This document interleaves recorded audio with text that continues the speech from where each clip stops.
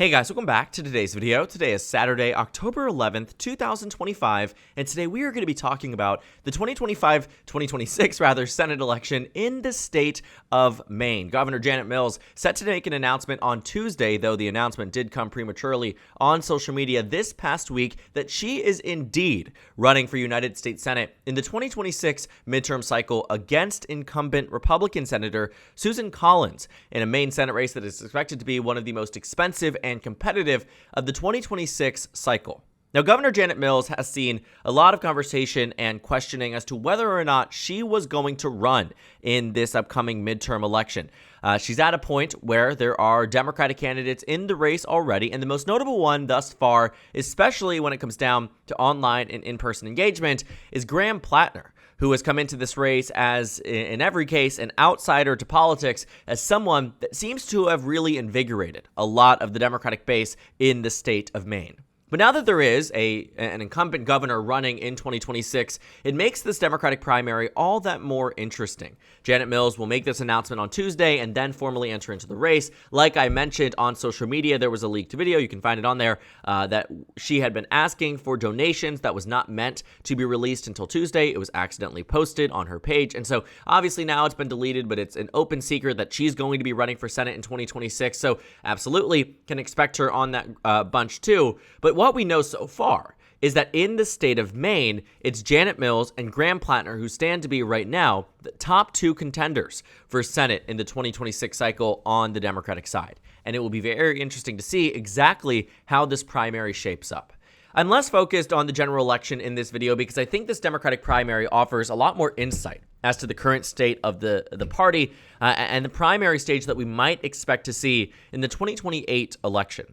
What we've seen thus far in terms of endorsements for Graham Plattner is, you find the more progressive Democrats have been more vocal in favor of Plattner, most notably neighboring state, not directly, but close enough. Bernie Sanders, as a senator from Vermont, has publicly come out and endorsed Graham Plattner to the highest degree, has been a huge advocate for him since the moment that he launched. They've, done tour stops together up in Maine. And so Bernie Sanders has been an advocate for Graham Plattner. Janet Mills, obviously, without an actual declaration that she's running, has not received any endorsements across the state, but I can guarantee you she's probably going to reel in a bunch just given that she is the sitting governor. But I think this primary will be a very, very good one to watch, specifically because I do think it will be a question of the old guard, traditional Democratic establishment versus the outsider wing of the Democratic Party. It reminds me a lot of the 2018 midterms when we saw a lot of primary challengers, a lot of them unsuccessful, but a lot of them were successful. Notable inclusions here, AOC is one of them who took down the fourth highest ranking Democrat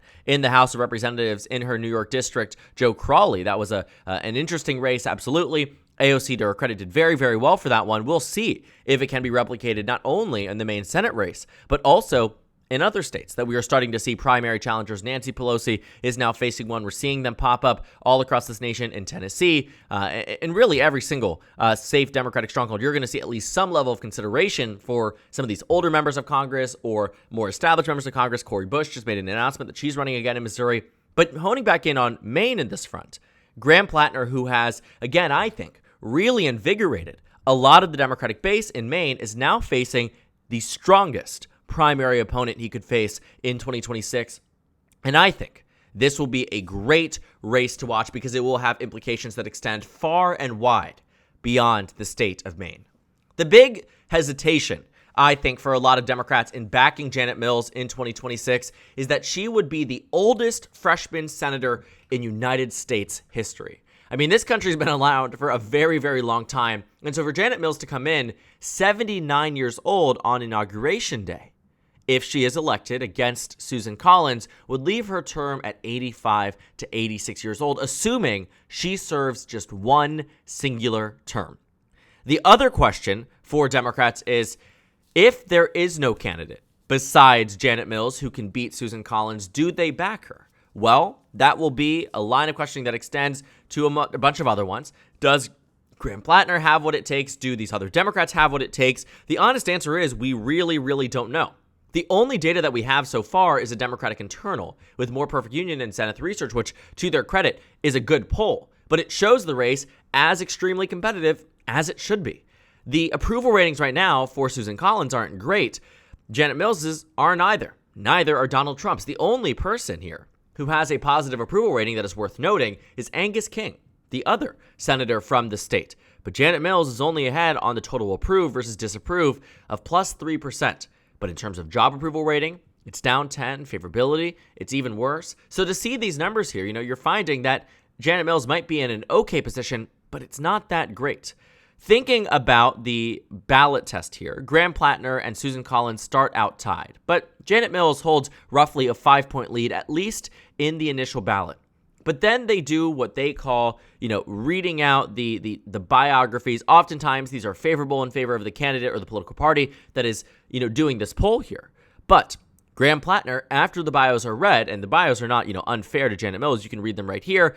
Janet Mills, Maine's first female governor and former attorney general, known for her steady, results-driven leadership and a deep commitment to the state she calls home. She has strengthened Maine's economy, expanded affordable health care, protected reproductive rights, and invested in education, infrastructure, and clean energy, always putting practical solutions and Mainers first. I mean, that is not at all a negative hit. It's not one that's meant to, throw her numbers down. But it seems that amongst this electorate that, might prefer Janet Mills by 5 in the first round, and keep in mind this is a ranked choice voting state, that Graham Plattner and Janet Mills find drastic differences after the bios are read. Graham Plattner wins by 14, Janet Mills wins by 8. Now, this isn't to say that either of them would lose this election, but it also isn't solid enough for me to say that either of them would be a shoo-in in the election. I think this primary would actually be quite good for whichever one of them ends up being the nominee, because you should not have a non-competitive primary in what is expected to be potentially the most competitive race for the Democratic Party. I think that looking at Graham Plattner, who again has come into this with a lot of enthusiasm, also stands to benefit from going up against Janet Mills. I think that if you do find that there is enough energy and enthusiasm, and you're working hard enough, that you're able to mobilize a base to not unseat, but essentially unseat a sitting governor amongst the party that elected her twice, it means something. It shows something. It's that Mamdani effect, and not to say that there is a direct comparison here, but I do think that from that outsider perspective, there is. When you think about the way that the establishment is likely about to rally behind Janet Mills, and I think part of it too, Graham Plattner has been very public. He does not think Chuck Schumer should be Senate Majority Leader. There's no reason why Chuck Schumer would want to support him if that is the case, just from a personal standpoint. But thinking about what this race could tell is that maybe Democratic primary voters could be fed up enough. Fed up enough not only on the degree of the establishment and not supporting the traditional, party picks, but also on the issue of age. When you think about Janet Mills in particular, being the oldest freshman senator in U.S. history is hardly an appealing factor. Susan Collins, in her own right, is someone that many Mainers believe is old because she has been in the Senate for a tremendously long time, even though she promised she would only run for 2 terms. And here she is going for, decades in the U.S. Senate.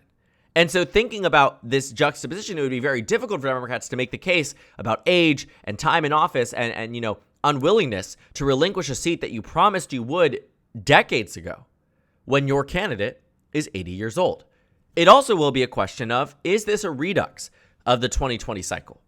Democrats had their way on the Democratic primary side. Sarah Gideon, as the Speaker of the Maine House of Representatives, was someone who did very well in the primary, largely because she received a lot of endorsements and a lot of support, and also ran a very strong campaign in this primary. And while it did not end up panning out to a victory in the general election, you absolutely have to take into account, too, Susan Collins was severely underestimated by the National Democratic Party, and I think that is the problem here for 2026, that I do think she is being severely underestimated in 2026 as well. I think with the right candidate, and it might be Janet Mills or it might be Graham Plattner, that's also, too, up to the Maine voters to decide. I do think that there are cases to be made on both fronts that Graham Plattner, yes, could be risky. But it also might be the risk that is worth taking, given that the same status quo has been tried countlessly against Susan Collins to no avail. And if Janet Mills isn't dominating in the data today, it might be difficult to see how she will be dominating with a year of attack ads and an assault on her record, because she is someone who has come off of 2 election victories. She should be in this position because she's cleared the 50% mark across Maine twice. She should already be in the position that she has the advantage over Susan Collins, and while it may be that 5-point lead, 42 to 37 is not all that impressive, because it reminds me of the 2020 data that said Sarah Gideon would be senator from Maine. But we forget often that it is Maine that has ranked choice voting. The problem here for Sarah Gideon is that she, on the average, never cleared 50%. And while Susan Collins did not either, and I think a lot of this had to do with the fact that a lot of these undecideds in the final moment switched over to Susan Collins, but also I think a lot of them did not want to admit on the same ballot that they were saying they're voting for Shelley Pingree, Jared Golden, Joe Biden, that they were voting for Susan Collins. Because that's a factor at play. We saw it with the Trump effect. We saw it with Susan Collins in 2020. There's no reason that every single data point should have been off to this degree unless they were missing something, and evidently they were. But the signs were there. And I think they might be again for 2026. Now, it's obviously early, and it isn't to say Graham Plattner is, legions ahead either. He's doing worse than Janet Mills on the initial ballot test. But I do think that a primary is worth looking at, and it's worth one that I think that will tell us a lot about the current state of the Democratic Party electorate. Because Maine also, too, is one of the whiter states in the country, just by population, but also the Democratic primary electorate is a lot older. There are very few young voters in Maine that vote in the Democratic primary, and that's why it will also be interesting, too. Because the case will have to be made to a voting age electorate where the average age is significantly higher than that of a state like California or Maryland, other Democratic strongholds, where that primary might be more indicative of how young vote translates into victory. Like we saw in New York City when 1 out of 4 of Mamdani's voters were voters that had never voted before and were young. But that might not be the case in Maine in 2026. This will be probably a very, very important race to watch on the Democratic side because it really will determine exactly what happens in the general election, because it is the candidate that will make or break it, because Susan Collins is a known name and a winning one. And I think that Democrats would stand to benefit tremendously from this primary, and it also would tell us a lot about what we might expect in the coming years in opposition, maybe to the Democratic Party establishment, elite, the old guard, literally, or maybe it will be a confirmation that that energy is not expected and found everywhere in the nation. We will have to wait and see. But as Janet Mills gears up for another run, not this time for governor, but instead for Senate in Maine, it will be a fascinating race to watch, not only for the general election, but especially in this upcoming Democratic primary in Maine. So thank you guys so much for watching this video. Make sure to comment down suggestions below. Subscribe on the left if you haven't already, and check out the Instagram and Twitter. At the top left of the screen, there's also a Discord server for you to go ahead and join. On the screen, there's a video for you to watch, then a playlist for my 2026 Senate election analysis videos. Again, thank you guys so much for watching, and I will see you all later today.